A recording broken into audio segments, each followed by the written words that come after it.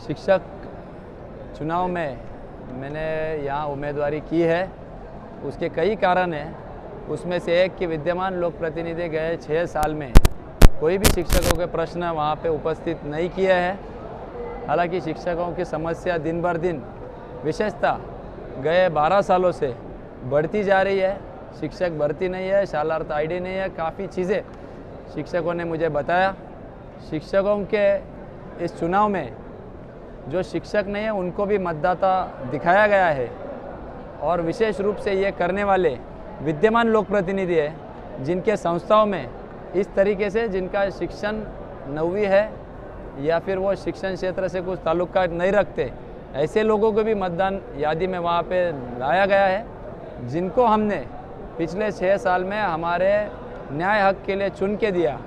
वही शिक्षकों पर अन्यायकारक इस तरीके से काम कर रहे थे। इसलिए शिक्षक संगठन शिक्षकों ने मुझे आग्रह किया और मैंने भी उस पर काफ़ी सोचा कि मैं एक युवा वर्ग के लिए काम कर रहा हूँ और जिस युवा वर्ग ने गए 75 साल में अनेक क्षेत्र में चुनाव के माध्यम से हो या विविध क्षेत्र के माध्यम से हो इस देश को इस मुकाम पे लाया है, तो उन्हीं को जो जिन शिक्षकों ने उनको वहाँ पे समाज उपयोगी बनाया, उन शिक्षकों की समस्या छुड़ाने के लिए अगर मुझे एक संधि मिलती है तो निश्चित रूप से मैंने इस चुनाव को उस नतीजे से देखा कि जो हमारी देश की पीढ़ी वहाँ पे बनाते हैं या जनला अपन मन तो घड़वता, ऐसे लोगों के साथ अगर मुझे काम करने का मौका मिला तो निश्चित रूप से मैंने करना चाहिए और उसी भावना से मैं इस चुनाव में उतरा हूँ। माइनॉरिटी जो है मालेगांव शहर में हुए, धुलिया में हुए, जलगांव में बहुत ज़्यादा माइनॉरिटी के स्कूल के लोग परेशान हैं, टीचर भी परेशान हैं, उसके लिए आप क्या? निश्चित रूप से माइनॉरिटी स्कूल्स के कुछ काफ़ी समस्याएं हैं। हालांकि कुछ समस्याएं सारी शिक्षकों की एक जैसी है, लेकिन उसके बावजूद माइनॉरिटीज़ की काफ़ी अलग से समस्या है। और हम कहते हैं कि माँ बाप सरकार, और जब सरकार का रोल होता है कि अगर जो कोई बच्चा रोता है तो उसे ही खाना खिलाती है माँ, उस तरीके से सालों से हम वहाँ पे चीख रहे हैं कि हमारी समस्याओं पे ध्यान दो, लेकिन निश्चित रूप से कुछ सालों में इस पे दुर्लक्षित हुआ है और इनके समस्या अगर वक्त में हल नहीं हुए तो माइनॉरिटी स्कूल बंद होने के कगार पर है। माइनॉरिटी स्कूल्स के कई, मैं अभी इस पे बोलना नहीं चाहता, सर ने पूरा बताया है क्या क्या अड़चन है, तो ये सभी अड़चन छुड़ाने के लिए मैं सभागृह में झगड़ने के लिए तैयार हूँ। मैं वहाँ पे उस तरीके से शासन का दृष्टिकोण बदलने की ज़रूरत है और उसके लिए मैं कटिबद्ध हूँ। निश्चित रूप से मुझे आशा है कि चुनाव के बाद मैं ये सब मसले हल करने के लिए पूरी कोशिश मेरी वहाँ पे रहेगी।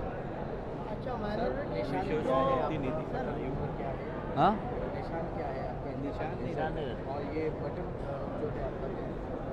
इस चुनाव में मैं अपक्ष खड़ा हूँ। कोई भी पक्ष का मैंने वहाँ पे उम्मीदवारी नहीं ली है।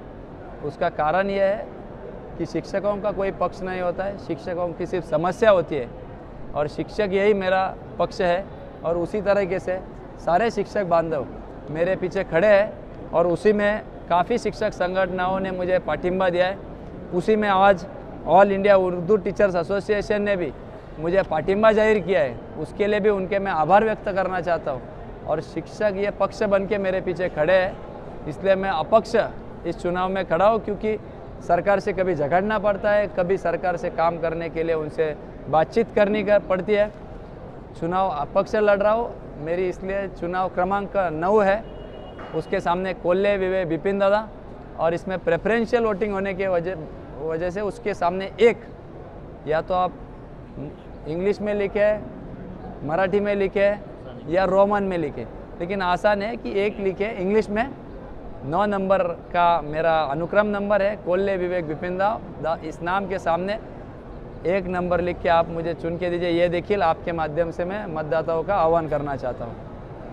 इतना बड़ा हल्का है, आप जीतने बाद कैसे मैनेज करेंगे? हाँ, जीतने बाद आप निश्चित रूप से 5 जिले 54 तालुका का ये कार्य क्षेत्र है। हर जिले में एक संपर्क कार्य मैं खोलने वाला हूँ, बट विशेष रूप से यहाँ पे मेरे सब परिचित लोगों ने, शिक्षकों ने, विशेषतः राजू भैया भोसले जी ने विनती की है कि मालेगांव नासिक ज़िले से काफ़ी दूर है, इसलिए स्वतंत्र यहाँ मालेगांव में मैं संपर्क कार्यालय खोलूँगा और महीने का एक दिन यहाँ पे शिक्षकों की समस्याओं के लिए यहाँ ज़रूर मैं आऊँगा, ऐसा मैंने आश्वासित किया है। तो निश्चित रूप से 5 जिले के 5 ऑफिसेस और एक यहाँ पे मालेगांव में 6ठा ऑफिस खोलने के मैंने यहाँ पे उनको वचन दिया है, तो उस रूप से यहाँ पे ऑफिस खोलूँगा। निश्चित रूप से काफ़ी धोरणात्मक चीज़ें हैं। न्यू एजुकेशन पॉलिसी में काफ़ी बदलाव यहाँ पे सरकार ने लाए हुए। मैंने सचिवों से भी बात की है, उच्च अधिकारियों से बात की है, लेकिन कहीं पे भी उनको उसकी निश्चित रूप से